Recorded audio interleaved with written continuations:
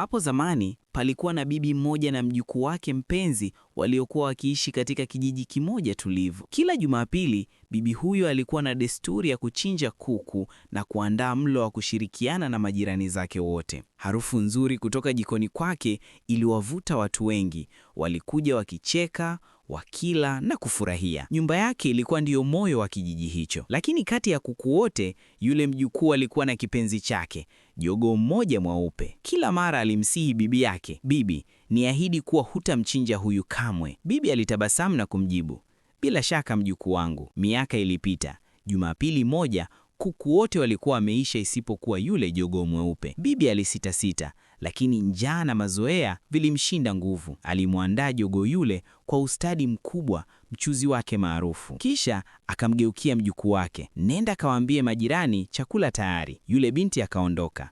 Bibi akasubiri kwa saa moja. Saa mbili zikapita. Chakula kilibaki mezani bila kuguswa na mtu. "Mjukuu wangu, je, uliwaita?"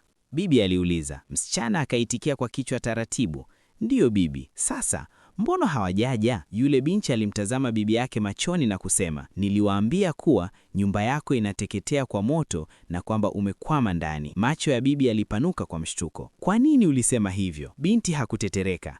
Alijibu, "Kwa sababu nilitaka kuona ni nani angekuja kwa ajili yako na si kwa ajili ya chakula chako. Na kama unavyoona, hakuna hata mmoja aliyekuja. Maadamu una kitu cha kutoa, kila mmoja atakuzunguka. Lakini siku utakapokuwa huna kitu, wote watatoweka. Mwisho, wathamini wale wanaobaki nawe wakati meza ikiwa haina kitu."